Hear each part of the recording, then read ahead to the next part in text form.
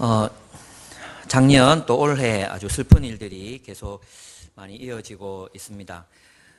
특별히 이번 주에는 그 케냐에서 또 대학생들이 또 IS 대원들에 의해서 학살을 당하는 그런 슬픈 일도 있었고, 또 이제 세월호 1주기가 이제 4월 16일이 되면 돌아오는데 또 그 부모님들이 또 절규하는 일들도 이제 있습니다. 어제 그 부모님들이 이제 이렇게 호소하는 그런 이제 영상을 보고 참 이제 마음이 아팠습니다. 저들의 그 아픔은 또 어떻게 치유될 수 있을까? 또 어떻게 해야 그것이 그들에게 위로가 될 수 있을까? 이런 생각이 좀 많이 들었습니다. 이것은 비단 오늘날 문제만은 아닐 것입니다. 우리 예수 그리스도께서 이 땅에 오셨을 그때에도 이스라엘은 수탈당하고 고난을 당하고 있었습니다. 그들은 고통당했고 괴로워하고 있었습니다. 인간이 하나님을 떠난 이후로 인류는 고통에 빠졌고 좌절과 절망의 구렁텅이 속에서 신음하고 절규하는 그런 역사가 끊임없이 반복되고 있습니다. 그런데 이제 예수께서 말씀하셨습니다. 회개하라, 천국이 가까이 왔느니라. 이 고통받는 세상, 또 좌절할 수밖에 없는 세상, 또 수많은 사람들의 그 비명소리가 울려 퍼지는 이 세상 속에서 예수님은 마치 칠흑 같은 어둠 속의 한 줄기 빛처럼 회개하라, 천국이, 하나님의 나라가 가까이 왔느니라고 말씀하셨습니다. 우리는 그것을 복음이라고 부릅니다. 복된 소식이요, 기쁜 소식이라고 부릅니다.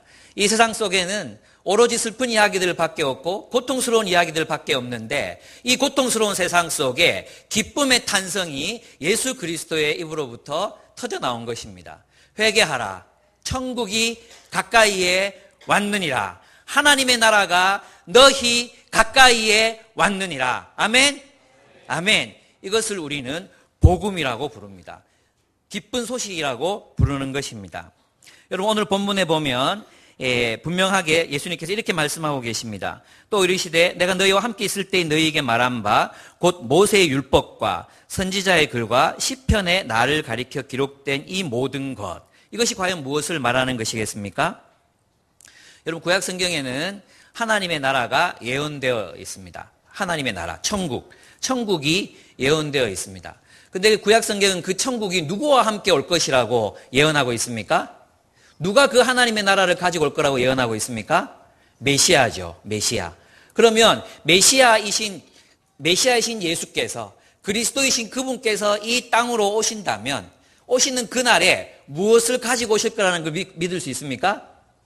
하나님 나라죠.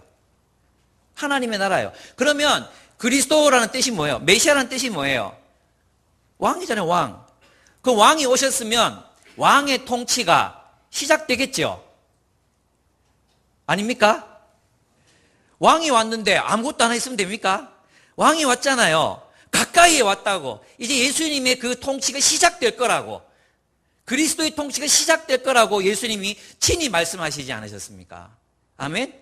예, 그 하나님의 통치, 예수 그리스도와 함께 이 땅으로 도래한 그 하나님의 통치는 온 세상을 회복하고 온 세상을 치유하고 온 세상을 하나님의 사랑의 통치 속으로 이끌어 드릴 것입니다.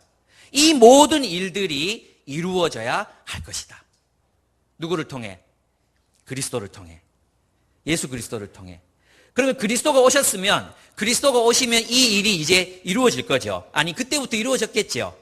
그죠? 근데 그 예수가 자신을 그리스도라고 말했는데 우리는 무엇으로 그분이 그리스도인 걸 알 수 있겠습니까? 그죠? 예언에 따라 죽으시고 부활하신 모습을 보니까 그분이 그리스도다. 아, 저 사람이 그리스도다. 저분이 하나님이 보내신 왕이시다. 하나님의 통치를 이 땅에 실현시키실 바로 그 왕, 하나님의 아들이시다. 아멘. 그분이 오셨습니다. 그래서 하나님의 통치가 그 이후로부터 이 땅에서 실현되고 있는 것입니다. 그래서 성경에 보면 구약 성경 오늘 다 뒤질 수는 없지만 구약 성경에 나타나 있는 메시아를 통해서 이루어질 약속들이 한 3가지 정도로 요약할 수 있습니다. 첫 번째는 뭐냐 하면 메시아를 통해서 깨어진 세상 속에 하나님의 통치가 실현될 것이라는 것입니다. 무엇이요? 하나님의 통치가 실현될 것이다. 메시아께서 하나님을 대신해서 이 세상을 통치하시고 다스리셔서 온 세상을 회복시키시고 치유하시고 새롭게 재창조하실 것이다. 이러한 예언이 구약 성경에 예언되어 있습니다. 두 번째, 모든 민족과 세계 속에 하나님의 백성들이 창조될 것이라는 것입니다. 여러분, 하나님의 통치는 있는데 통치를 받는 백성이 없어요. 메시아가 통치하시는데 백성이 없는 것을 상상해 볼 수 있습니까? 그 왕은 바보죠. 그죠? 백성이 없는 왕이 무슨 왕입니까? 자기 나는 왕이다 그러면 됩니까? 안 되지요. 그렇다면 메시아께서 오셔서 하신 일이 뭐겠습니까? 하나님의 통치를 받는 하나님의 백성들을 창조하는 것입니다. 무엇을 통해? 성령을 통해. 여러분, 그래서 성령의 사역은 단순히 우리에게 은사를 주시고 방언을 하게 만들고 예언을 하게 만드는 데 있는 게 아닙니다. 성령의 사역은 하나님의 새로운 백성을 창조하는 데 그분의 핵심되는 사역이 있습니다. 모든 민족들 가운데에서 하나님의 뜻에 순종하는, 하나님의 통치에 굴복하는 백성들을 창조하는 것이 바로 성령님의 사역인 것입니다. 그러면 이 하나님의 백성들이 성령을 받아 새롭게 된 이 하나님의 백성들은 어떻게 하겠습니까? 세상에 나가 세상과 싸우는 군대가 되는 거예요. 그리고 세상을 향해 세상과의 싸움에서 승리하는 공동체를 이루는 것입니다. 여러분, 이런 일들은 언제 일어나겠습니까? 저 마지막 날 우리가 죽은 이후에 일어나는 일들이 아닙니다. 이 일들은 바로 예수 그리스도의 오심으로부터, 그분의 12 제자들로부터, 또 그분이 가시고 난 뒤에 사도들의 공동체들로부터, 그리고 역사를 이어서 지금까지 수많은 사람들, 하나님의 통치에 굴복하며 예수 그리스도와 함께 이 땅에 하나님의 나라를 세워가기로 결단하고 그 뜻에 헌신했던 사람들을 통해서 이 어둠을 향한 정복의 역사, 빛의 진군, 바로 그것은 이루어지고 있는 것입니다. 바로 이 일의 증인으로 살아달라는 것입니다. 그러니까 여러분, 이 일의 증인이 되라는 것은 예수님이 죽음에서 부활하셔서 그거 정말이야, 참말이야, 예수님 진짜 죽음에서 부활하셨다니까 거기서 끝나는 게 아닙니다. 이 일의 증인이 되어달라는 것은 예수 그리스도의 부활이 의미하는 바를 살아달라는 것입니다. 예수 그리스도의 부활이 이 땅에 어떤 의미를 가지는지, 그것이 하나님의 백성들에게 어떤 의미를 가지는지 그 의미를 깨닫고 그 의미를 살아내는 증인이 되어달라. 바로 그것이 증인됨의 의미인 것입니다. 그러면 초대교회는 이제 누가복음 24장이 끝나잖아요. 그죠? 증인되라 하고 끝났어요. 그럼 사도행전은 뭘까요? 누가가 썼죠. 누가복음도 쓰고 사도행전도 썼어요. 사도행전은 사도가 쓴 게 아니고 사도 중에 누가가 썼어요. 그죠? 그러면 누가복음 24장에서 이제 이게 누가복음에서 끝나는 게 뭐예요? 너희가 증인이 되라예요. 그러면 사도행전은 증인된 그들이 어떠한 삶을 살아갔는가가 나타나는 거죠. 그래서 사도행전은 그 증인된 부활의 삶, 그 부활의 삶이라는 것이 무엇인지를 보여주는 성경이 바로 사도행전이라고 할 수 있습니다. 그래서 우리는 사도행전에 나타난 초대교회가 어떠한 삶을 살았는가를 보면 이 증인의 삶이 무엇인지를 알 수 있어요. 그것도 한 3가지 정도로만 여러분과 함께 요약을 해보겠습니다. 첫째로 그들은 증인되기 위해서 모든 민족에게 복음을 전파했습니다. 즉, 이 복음은 다른 게 아닙니다. 복음은 메시아이신 예수와 함께 이 세상으로 들어온 하나님 나라에 대한 기쁜 소식입니다. 이 세상은 이제 악과 죄, 또 수많은 자본들, 그리고 악한 권력자들, 이러한 사람들 때문에 고통에 빠진 이 세계 속에서 더 이상 우리가 고통하지 않아도 된다고. 새로운 왕이 왔다고. 새 왕이 왔다고. 그 왕은 바로 예수 그리스도라고. 그분은 이 땅에서 전혀 우리가 상상하지도 못했고 꿈꾸지도 못했던 그런 방식으로 이 세상을 통치하고 다스리시고 회복시키시고 치유하시고 완성해 나가신다고 그들은 믿었고 그러한 하나님의 통치를 참으로 살아내었던 것입니다. 그들은 그 자체로 복음이었습니다. 그들은 예수가 그리스도이심을, 하나님의 아들이심을, 그분이 왕이심을, 그분이 진정한 왕이심을, 가이사가 아니라 정말로 그분, 예수께서 진정한 하나님이 보내신 진짜 왕이심을 그들은 선포했던 것입니다. 이것이 복음입니다. 그러니까 여러분, 이 복음은 우리가 그분의 통치에 순종하려는 결단 없이는 이 복음을 누릴 수 없습니다. 그렇습니다. 여러분, 저는 오늘 아침에 어제 저녁에 어제 저녁인지 오늘 새벽인지도 막 헷갈릴 정도로 제가 요즘 너무 바쁘게 살아가지고 그런데요, 그 세월호 가족들의 참 그 원망과 분노와 슬픔이 가득한 그런 어조로 절규하는 모습을 봤습니다. 너무너무 슬펐습니다. 세상에 대해서도, 기자들에 대해서도, 권력에 대해서도, 심지어 국민들에 대해서도 희망을 그 어디에도 둘 수 없는 그런 절규를 저는 읽었습니다. 저는 그분들에게 정말 해드리고 싶은 얘기가 있었습니다. 그것은 뭐냐 하면 바로 복음이라는 것입니다. 이 나라에 소망 없습니다. 정권 바뀐다고 소망이 생기는 게 아닙니다. 뭐 기업들이 잘 되면 우리가 잘 먹고 잘 살 수 있을 것 같습니까? 기업들이 우리의 소망이 될 수 없습니다. 정치가가 바뀐다고, 통치자가 바뀐다고 그것이 우리에게 소망을 줄 수 없습니다. 소망은 그리스도 안에 있습니다. 소망은 하나님이 다스리시는 공동체 안에 있습니다. 소망은 교회에 있습니다. 여러분, 산상수훈 잘 아시죠? 그죠? 가난한 자에게 복이 있나니 천국이 저희 것입니다. 여러분, 어떻게 생각하십니까? 가난한 자들이 이 세상 속에서 정말 뼈 빠지게 가난하게 살다가 너는 죽으면 천국 보내줄게. 여러분, 예수님이 설마 그렇게 말씀하셨다고 여러분 믿으십니까? 그게 산상수훈의 핵심이라고 생각하십니까? 가난한 자에게 복이 있다. 너 이 땅에서는 진짜 지질이 궁상 막히고 진짜 고생하면서 살지? 죽어봐. 천국 간다. 죽으면 돼. 예수님이 그렇게 말씀하셨다고 믿으십니까? 아닙니다. 산상수훈은 그런 말씀이 아닙니다. 산상수훈은 이런 것입니다. 가난한 자에게 복이 있습니다. 왜 복이 있는지 아십니까? 하나님의 나라가 지금 여기에 도착했기 때문입니다. 하나님의 통치를 받는 하나님의 백성들의 공동체가 지금 여기에 있기 때문입니다. 가난한 여러분 이제 더 이상 가난하게 살지 않아도 됩니다. 왠지 아십니까? 우리가 하나님의 뜻에 따라 우리가 가진 것을 여러분과 함께 나눌 것이기 때문입니다. 하나님의 나라가 바로 여기에 있기 때문입니다. 이것이 산상수훈입니다. 이것은 복음인 동시에 명령인 것입니다. 그래서 초대교회는 어떻게 살았습니까? 정말로 그렇게 살았습니다. 그래서 어떻게 사도행전에 뭐라고 기록되어 있습니까? 그들이 가진 것을 나누어 주니 그들 중에 가난한 자가 없더라. 개역 성경으로 보면 핍절한 자가 없더라 그렇게 되어 있어요. 그죠? 핍절 이게 별로 마음에 안 왔잖아요. 그죠? 가난한 자가 없더라. 왜? 가난한 자는 복이 있다. 너희 이때까지 가난하게 살았느냐? 이제 하나님의 통치가 이 세상으로 도래했다. 그리고 하나님의 통치를 받는 이 백성들이 너희의 삶을 책임질 것이다. 여러분, 이게 복음입니다. 그리고 이것이 교회입니다. 여러분, 가난하십니까? 여러분의 교회가 여러분 곁에 있습니다. 애통하는 자에게 복이 있다 하셨습니다. 왜 애통하는 자에게 복이 있습니까? 애통함이 무슨 복입니까? 오늘 우리 시대에 우리 대한민국에 가장 애통하는 사람들이 누구이겠습니까? 세월호 유가족들입니다.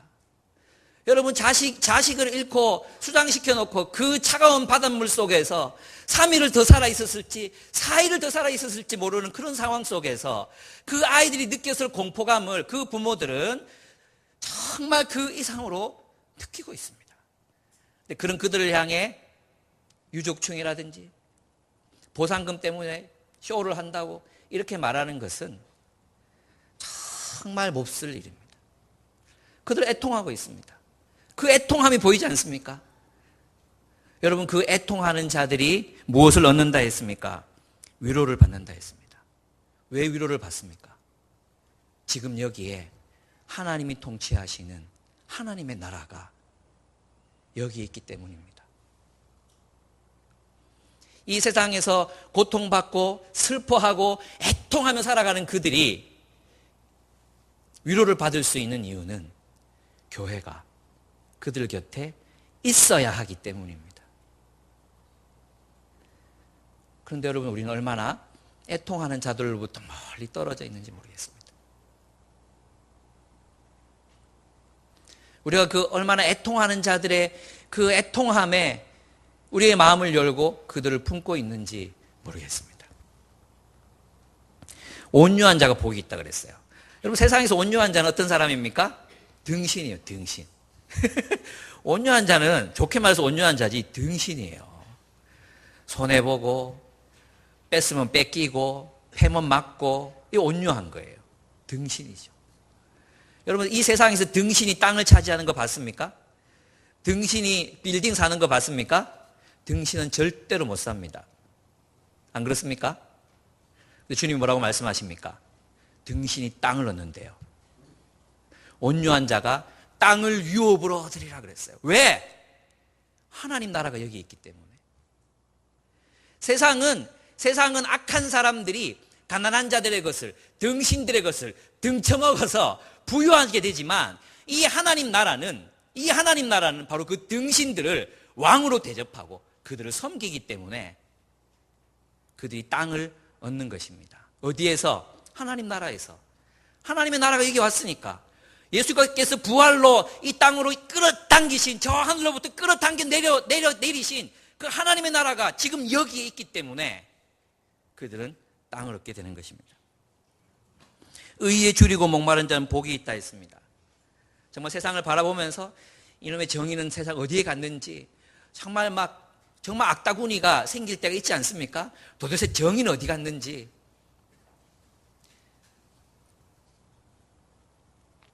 그 의에 줄이고 목마른 자들이 이 하나님의 통치를 받는 하나님의 백성들의 공동체 안에서 배부름을 얻을 것입니다.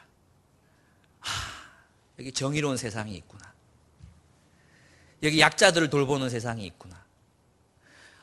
여기 섬기는 사람들이 여기 있구나. 용서가 여기 있구나. 정의가 여기 있구나. 그 의에 줄이고 목말랐던 자들이 이곳에서 그 목마름을 해갈받고 배부름을 얻을 것입니다. 여러분, 한국 초대교회를 생각해 보십시오. 양반들의 그 수탈과 압제 속에서 살아가던 그런 사람들이 교회에 와서 형제, 자매, 형제와 자매로 대우받고 그들이 함께 먹을 것을 나누고 그들은 세상에서 경험했던 그 불의로 인한 그 상처들을 교회 공동체 안에서 그들은 해결할 수 있었습니다. 이게 뭡니까? 하나님의 나라요, 하나님이 통치하시는 공동체의 모습이어야 한다는 것입니다. 여러분, 하나님 나라는 실체입니다. 하나님 나라는 예수 그리스도의 부활로 이 땅으로 끌어당겨 내려진 하나님 나라는 실체입니다. 그것은 허상이 아닙니다. 저 신념의 세계 속에 존재하는 게 아닙니다. 저 영적인 세계 속에 거주하는 것이 결코 아닙니다. 그것은 이 땅으로 도래한 사회적이고 경제적인 현실입니다. 그게 뭔지 아십니까? 교회입니다. 자비한 사람 복이 있다 그랬어요. 여러분, 세상에서 자비한 사람 복이 있습니까? 자비를 베푸는 사람 복이 있습니까? 여러분, 베풀어 보셨습니까? 베풀어 보신 분들은 알아요. 베푸는 사람은 항상 베풀어요. 베푸는 사람이 돌려받는 경우는 거의 없어요. 아주 없을 수도 있어요. 베푸는 사람은 항상 베풀고요, 받는 놈은 항상 받아요. 안 그렇습니까? 자비한 사람은 결코 자비를 누리지 못합니다. 자비를 베푸는 사람을 향해 자비를 베푸는 사람이 없습니다. 그런데 여러분, 이 하나님 나라 공동체에서는 누가 그에게 자비를 베푸십니까? 하나님이 그를 긍휼히 여기신다 했어요. 그럼 나는 누가 나 불쌍히 여겨주지?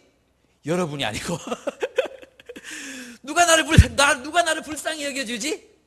하나님이십니다. 이게 하나님 나라입니다. 여러분, 하나님의 나라는 마음이 깨끗한 사람 복이 있다 그랬어요. 마음이 깨끗한 사람, 순수한 사람, 마음이 순수한 사람 복이 있습니다. 어떻게 복이 있습니까? 누가 알아줍니까? 여러분, 마음이 순수하다고 세상이 알아줍니까? 여러분, 마음이 착해요. 정말 착하고 순수해요. 이것밖에 없어요. 그럼 세상이 너 진짜 너무 착하다. 내 너 존경한다. 진짜 세상에 네 같은 사람 만나보지 못해. 너 스스로 이런 사람 있습니까? 마음이 순수하면 무시당합니다. 아무도 그 마음이 순수한 거 알아주지 않습니다. 세상에서는. 그런데 이 하나님 나라에서는 누가 알아줍니까? 그가 하나님을 볼 것이요. 하나님이 그에게 나타나실 것이라고 약속하셨습니다. 이것이 하나님의 나라입니다. 마음이 청결한 사람들이 하나님의 얼굴을 봅니다. 마음이 청결한 사람들이 이 공동체 안에서 하나님의 아들과 방불한 대접을 받습니다. 이것이 하나님 나라의 새로운 질서인 것입니다. 평화를 이루는 사람은 복이 있습니다. 여러분, 이것은 정말로 아름다운 말이죠. 예. 여러분, 평화를 이루면 어떻게 되는지 아십니까? 예. 세상은 반드시 편먹게 하게 돼 있어요. 내 편이가 좌 편이가. 막 친구한테 하소연 듣잖아요. 그죠? 막 하소연하면, 내 편 대달라고 하소연하는 거 아니에요. 근데 우리는 편 들어줄 수 없죠? 그 사람 말도 한번 들어봐야 되겠다. 이렇게 되잖아요. 그럼 어떻게 돼요? 왕따 되는 거지. 여기도 못 속하고, 저기도 못 속하고, 왕따 되는 거죠. 누가 이 사람 자기 편 삼아줍니까? 그는 하나님의 아들이라 일컬음을 받을 것이다 했어요. 그는 하나님의 아들. 네 아무 곳에도 너 안 받아주지. 너 내 거야. 너 내 품에 있는 거야. 너 내 소속이야.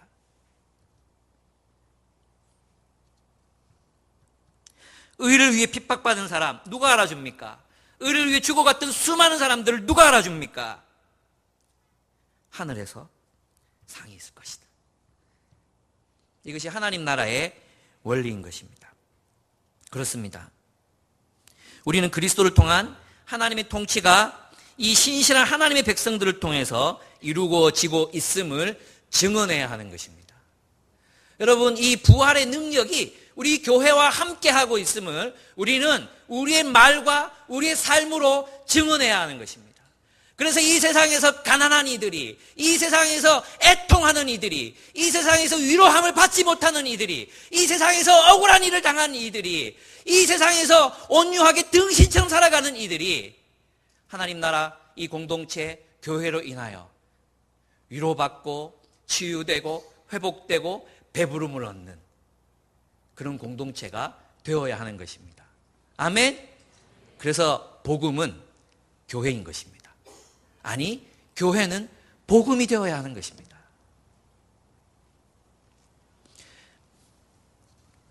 사실 이건 제가 좀 부끄러운 얘기입니다. 우리 교회 직장인 중에 한 형제가 얼마 전에 저희 교회를 떠났습니다. 예, 아주 거창한 이유로 떠났습니다. 만났습니다.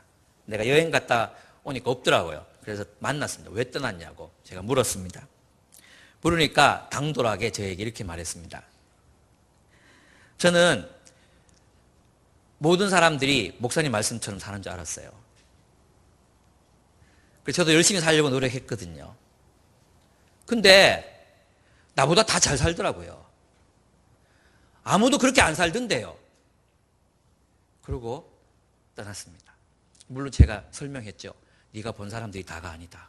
이러면서 막 설명을 했지만 그 설명이 얼마나 궁색하든지 정말 얼마나 쪽팔리든지 커피 명가에 앉아가지고 정말 제가 낯을 들지 못했습니다. 그래서 이제 그럴 때 역공을 해야 되거든요. 니는 임마. 정말 부끄러웠습니다. 예. 정말 우리가 하나님 나라 위해서 산다고 말하면서 우리 자신을 위해 살고 있잖아요. 정말 우리는 우리 자신을 위해 살고 있었잖아요. 저는 회개했습니다. 그래, 그렇다. 내가 이렇게 그래도 여기 유라 지역에 모인 7교회 성도님들은 정말 수준이 높으신 분들이시거든요. 제가 목사님들 이야기 들어보면 정말 대단한 성도님들이십니다. 그럼에도 불구하고 아직 우리가 가야 할 길이 멉니다.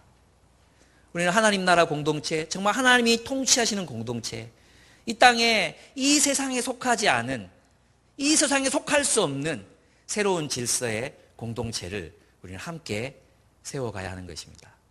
그것이 우리의 사명입니다. 그래서 여러분의 교회로 인하여 애통하고 슬퍼하고 또 박탈당해서 힘든 사람들이 위로를 얻고 행복해지고 그들이 충만해지는 그런 놀라운 일들이 여러분의 교회를 통해서 일어나기를 축복합니다. 아멘. 그들은 그래서 하나님이 두 번째, 그들은 하나님의 복음을 증거하는 전파했습니다. 또 두 번째, 그들은 하나님이 통치하시는 백성이 되었습니다. 빌립보서 2장 8절을 보면 하나님 통치하시는 백성이 그럼 어떻게 되는가? 첫째, 이것이 부활의 질서를 가진 공동체가 되는 거예요. 첫째는 서로의 종이 되는 공동체입니다. 빌립보서 2장 8절을 보시면 그렇게 나와 있습니다. 그죠? 예수 그리스도께서 자기를 비워 종의 형체를 가지셨다 그랬어요. 그럼 우린 다 뭐예요? 종놈이고 종년들이에요. 그죠? 아니 뭐 종보 그럼 뭐라 합니까? 예, 우리는 하녀들이고 하인들이에요. 부르면 야 임마 일로 와 임마 이거 치아 그러면 네 하고 치워야 돼요. 그죠? 왜 제가요? 왜요? 이건 종놈이 하는 짓이 아니에요. 그렇게 하다가 맞아요. 예. 그죠? 예. 언니 저 싫으시죠? 이렇게 얘기하면 눈알이 뽑히는 수가 있어요. 옛날에 많이 뽑혔어요. 그래서 그게 종이에요. 종은 절대 언니 저 싫으시 이렇게 못해요. 아 네.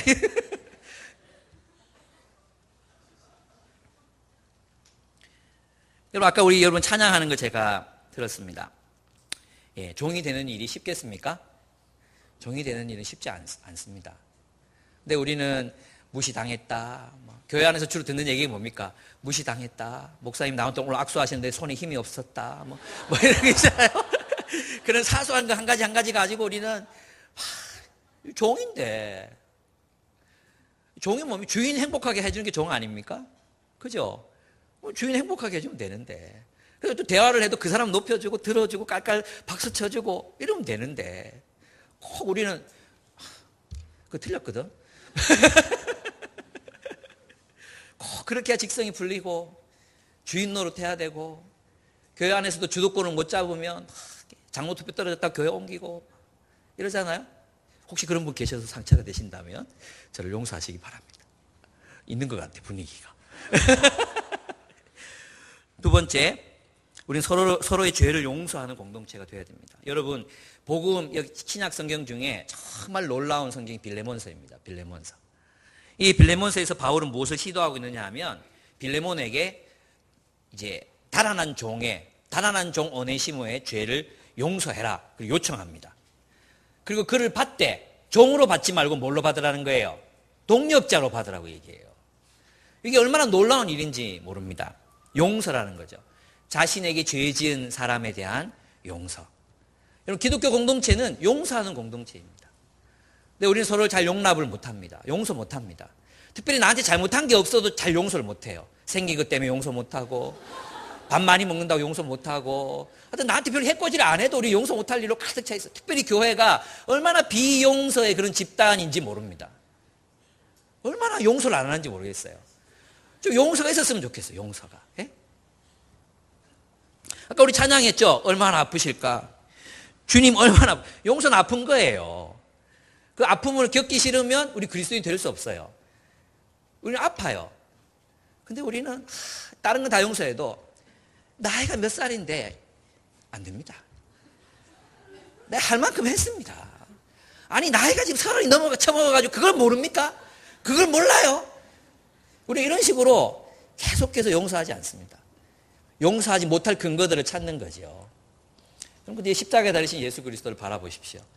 용서 못할 일이 뭐가 있습니까? 그분 바라보면 나 때문에 돌아가셨구나. 나도 형제를 위해서 죽어야지. 그래 아프지. 내가 아프지. 그래 아픈 게 용서지. 안 아프면 용서가 아니지. 그렇게 하는 게 용서예요. 용서. 그래서 우리가 서로 다양한 사람, 예민한 사람, 둔한 사람, 똑똑한 사람, 똑똑에 빠진 사람, 헛똑똑이, 또 뭐 안 똑똑한 사람, 수많은 종류의 사람들이 다 있어요.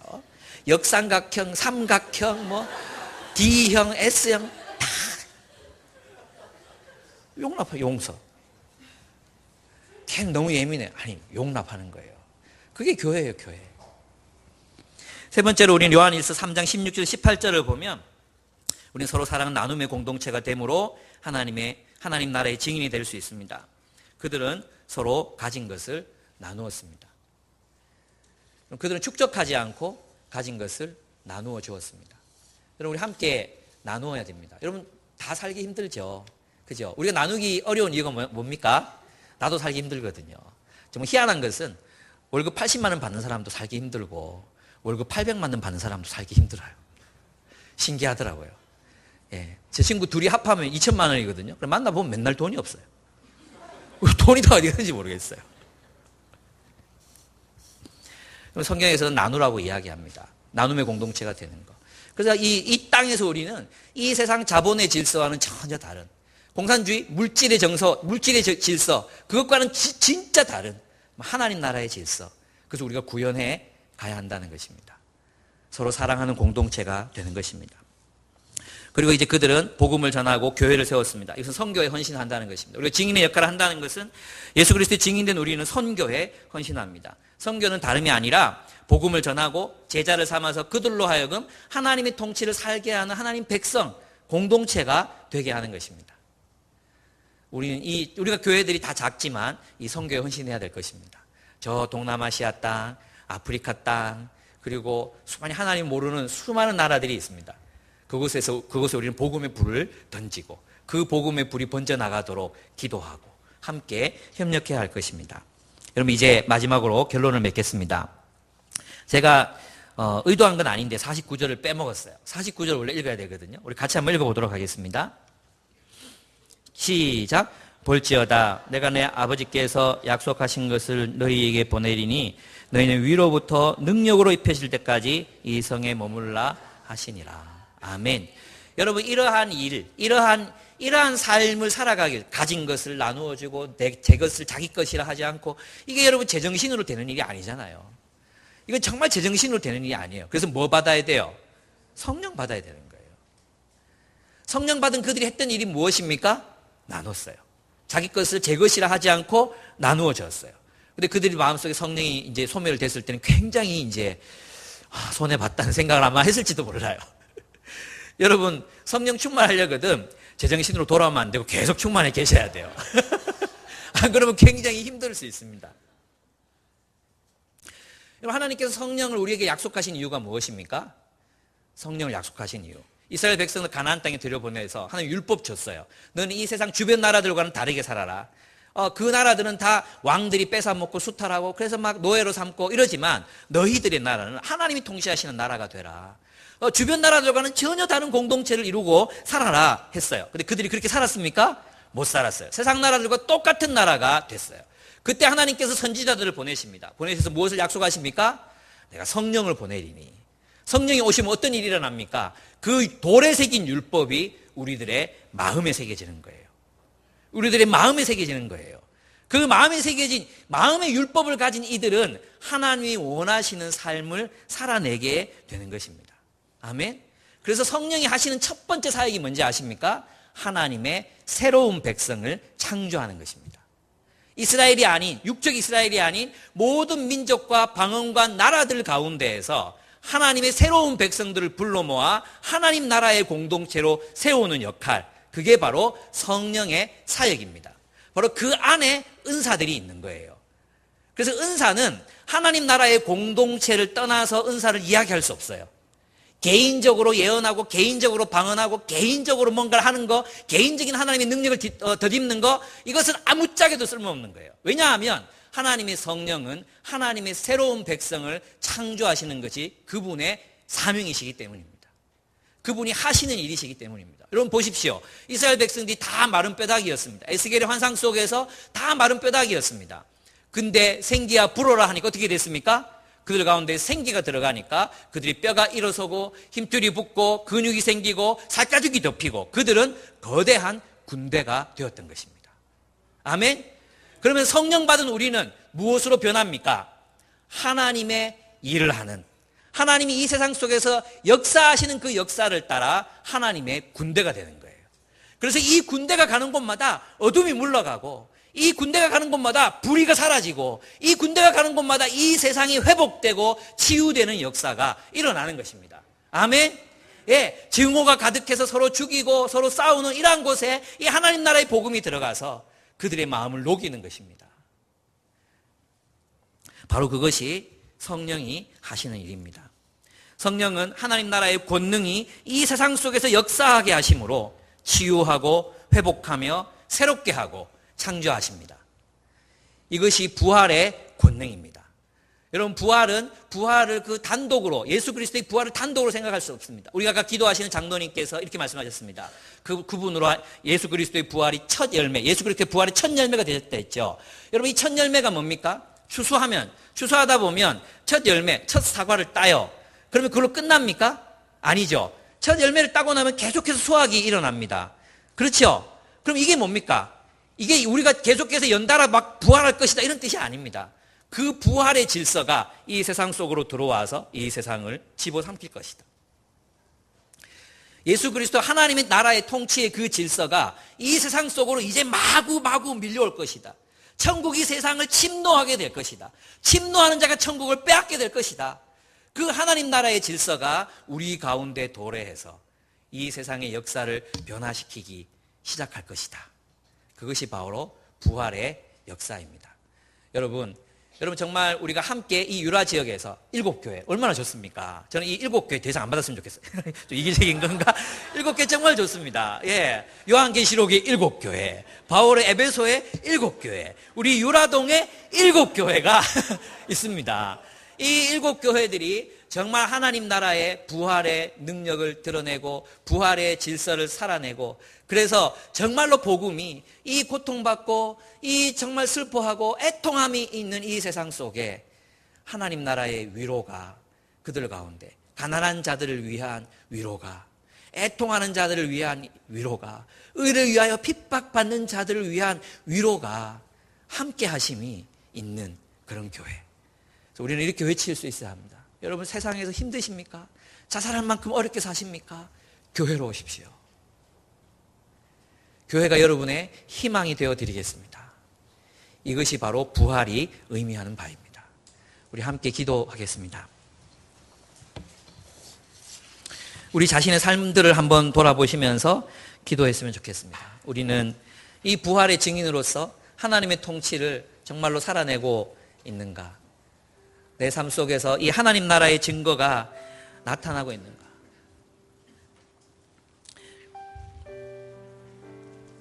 돌아보시면서 우리 함께 기도하시겠습니다.